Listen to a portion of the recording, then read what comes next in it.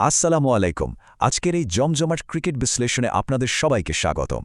IPL ২০২৬-এর ২৬তম ম্যাচে মুখোমুখি হতে চলেছে রয়্যাল চ্যালেঞ্জার্স বেঙ্গালুরু আর দিল্লি ক্যাপিটালস। আগামী ১৮ এপ্রিল বেঙ্গালুরুর চিন্নাস্বামী স্টেডিয়ামে এই হাই ভোল্টেজ লড়াইটা হতে যাচ্ছে। তো কোন দলের পাল্লা ভারী? চলুন ৮টা গুরুত্বপূর্ণ রুল ধরে ধরে এর উত্তরটা খুঁজে বের করা যাক। আজকের এই বিশ্লেষণে আমরা ধাপে ধাপে এগোব। প্রথমে ম্যাচের প্রেক্ষাপটটা বুঝব, তারপর দেখব দুই দলের শক্তি আর পিচের অবস্থা। এরপর আমরা ইতিহাস, সাম্প্রতিক ফর্ম, প্লেয়ারদের পরিসংখ্যান আর সবশেষে মানসিক দিকগুলো বিচার করে একটা চূড়ান্ত সিদ্ধান্তে আসব। তো চলুন শুরু করা যাক আমাদের প্রথম পর্ব দিয়ে। মঞ্চ কিন্তু একদম প্রস্তুত। একদিকে আছে অপ্রতিরোধ্য রয়্যাল চ্যালেঞ্জার্স বেঙ্গালুরু আর অন্যদিকে ঘুরে দাঁড়াতে মরিয়া দিল্লি ক্যাপিটালস। বেঙ্গালুরুর ঘরের মাঠে এই লড়াইটা যে কী পরিমাণ উত্তেজনা ছড়াবে তা তো এখনই বোঝা যাচ্ছে। চলুন এবার সরাসরি মূল বিশ্লেষণে চলে যাই, আমাদের দ্বিতীয় পর্ব, যেখানে আমরা কথা বলবো দলের শক্তি আর পিচের অবস্থা নিয়ে। এই মুহূর্তে স্কোরবোর্ড কিন্তু একদম 0-0। আমাদের প্রথম রুলটা হচ্ছে টিম স্ট্রেংথ অ্যানালাইসিস, মানে দলের শক্তিমত্তার বিশ্লেষণ। এখানে আমরা দেখব কাগজে কলমে ব্যাটিং আর বোলিং বিভাগে কোন দল কতটা শক্তিশালী আর ভারসাম্যপূর্ণ। দেখুন, দুই দলেই কিন্তু বড় বড় তারকা আছে, তবে আসল পার্থক্যটা ঘুরে দিচ্ছে ব্যালেন্স। আরসিবির টপ অর্ডারটা দেখুন, বিরাট কোহলি, বিধ্বংসী ফিলিপ সল্ট আর ক্যাপ্টেন রজত পাতিদার, তিনজনই দারুণ ফর্মে। তাদের বোলিংও অসাধারণ ব্যালেন্সড। রাসিক সালামদারের গতি, ভুবনেশ্বর কুমারের অভিজ্ঞতা আর ক্রুনাল পান্ডিয়ার স্পেন। অন্যদিকে দিল্লির টপ অর্ডারে কেএল রাহুল আর পাথম নিসানকা থাকলেও মিডল অর্ডারটা একটু নড়বড়ে। বোলিংয়ে লুঙ্গি এনগিটি আর আকসার প্যাটেল থাকলেও আরসিবির মতো গভীরতা সেখানে নেই। তো বোঝাই যাচ্ছে প্রথম নিয়মের রায়টা একদম পরিষ্কার। দলের সার্বিক ভারসাম্য আর শক্তির বিচারে আরসিবি অনেকটাই এগিয়ে, আর এর সাথেই স্কোর দাঁড়ালো আরসিবি ১, দিল্লি ক্যাপিটালস ০। এবার চলুন দেখি লড়াইয়ের মাঠ মানে পিচ কি বলছে। আমাদের ২ নম্বর রুল হল পিচ এবং আবহাওয়ার বিশ্লেষণ। চিন্নাস্বামী স্টেডিয়ামের পিচ কেমন আচরণ করবে আর আবহাওয়ায় বা কী প্রভাব ফেলবে সেটাই এখন দেখার বিষয়। চিন্নাস্বামী স্টেডিয়ামকে তো ব্যাটারদের স্বর্গ বলা হয়। এখানকার পিচ একেবারে ফ্ল্যাট, বাউন্ডারিও বেশ ছোট, তাই এখানে ১৮৫-র বেশি রান হামেশাই দেখা যায়। দিনের ম্যাচ হওয়ায় গরম আবহাওয়ায় পিচ থেকে বোলাররা খুব একটা সাহায্য পাবে না, আর শিশিরেরও কোনো ঝামেলা নেই। স্বাভাবিকভাবে যে দল এই কন্ডিশনটা ভালো বোঝে তারাই তো বাড়তি সুবিধা পাবে, তাই না? আর এই সুবিধাটা আরসিবির চেয়ে বেশি আর কে পাবে? ঘরের মাঠের অ্যাডভান্টেজ আর এখানকার হাই স্কোরিং কন্ডিশনের সাথে পরিচিত হওয়ার কারণে দ্বিতীয় পয়েন্টটাও সোজা চলে যাচ্ছে রয়্যাল চ্যালেঞ্জার্স বেঙ্গালুরুর কাছে। স্কোর এখন আরসিবি ২, দিল্লি ০। এবার চলে এলাম তৃতীয় পর্বে, যেখানে আমরা কথা বলবো ইতিহাস আর সাম্প্রতিক ফর্ম নিয়ে। স্কোরবোর্ড বলছে আরসিবি কিন্তু ২-০ ব্যবধানে এগিয়ে আছে। আমাদের ৩ নম্বর রুল হল হেড টু হেড রেকর্ড, মানে মুখামুখি লড়াইয়ের ইতিহাস।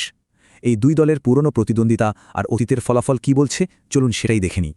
পরিসংখ্যান এখানে একদম স্পষ্ট কথা বলছে। এখন পর্যন্ত এই দুই দল ৩৩ বার মুখোমুখি হয়েছে, আর তার মধ্যে ২০ বারই জিতেছে আরসিবি, মানে প্রায় ৬০% বেশি ম্যাচ। আর বিশেষ করে চিন্নাস্বামী স্টেডিয়ামে আরসিবির রেকর্ড তো আরও ভয়ঙ্কর। ইতিহাস বলছে এই মাঠে দিল্লি বরাবরই বেশ ভুগেছে।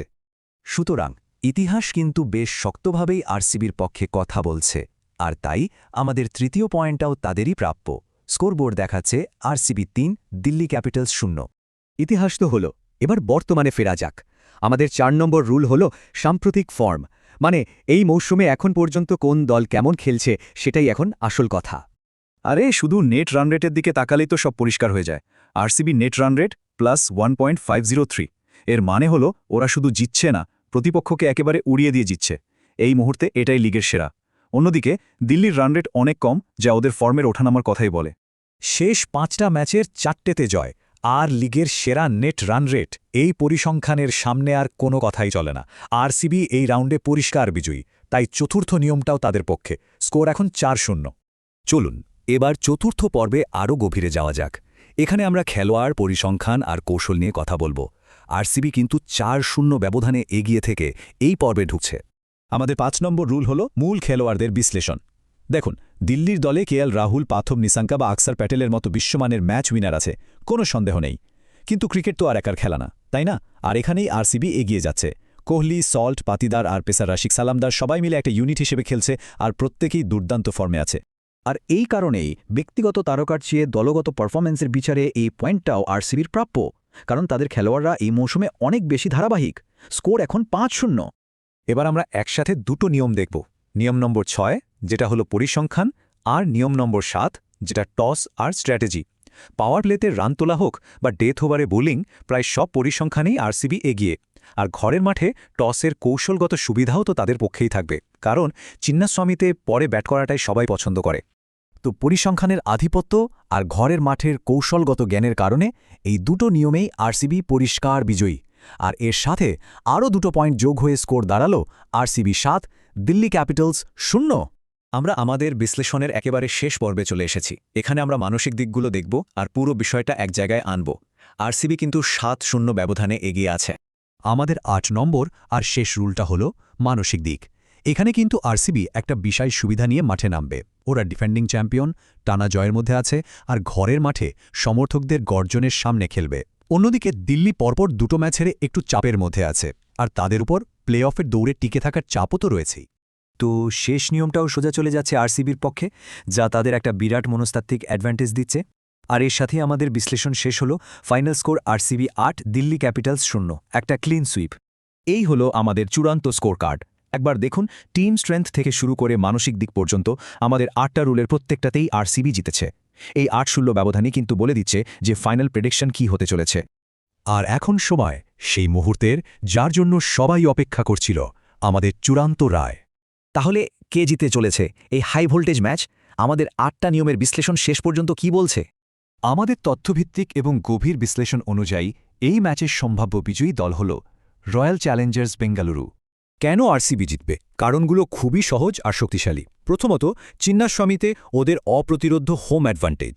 দ্বিতীয়ত, ওদের অসাধারণ সাম্প্রতিক ফর্ম আর লিগের সেরা নেট রান রেট। তৃতীয়ত, ওদের ব্যাটিং আর বোলিং ইউনিট অনেক বেশি ভারসাম্যপূর্ণ এবং ফর্মে আছে। আর সবশেষে, ডিফেন্ডিং চ্যাম্পিয়ন হিসেবে ওদের আত্মবিশ্বাস এখন তুঙ্গে। তবে হ্যাঁ, একটা কথা কিন্তু মনে রাখতেই হবে, এটা সম্পূর্ণ ডেটা আর বিশ্লেষণের ওপর ভিত্তি করে একটা পূর্বাভাস। ক্রিকেটকে তো আর মহান অনিশ্চয়তার খেলা এমনি এমনি বলা হয় না। শেষ পর্যন্ত মাঠের পারফরমেন্সই আসল কথা। তো এই ছিল আজকের ম্যাচের চুলচেরা বিশ্লেষণ। এবার আপনাদের পালা। আপনাদের কি মনে হয় কে জিতবে এই ম্যাচ? কমেন্টে কিন্তু জানাতে একদম ভুলবেন না। যদি এই বিশ্লেষণটি ভালো লেগে থাকে তাহলে অবশ্যই চ্যানেলটি সাবস্ক্রাইব করুন এবং বেল আইকনটা চালু করে রাখুন, যাতে পরের প্রত্যেকটা ম্যাচের বিশ্লেষণ সবার আগে পেতে পারেন। আল্লাহ হাফেজ।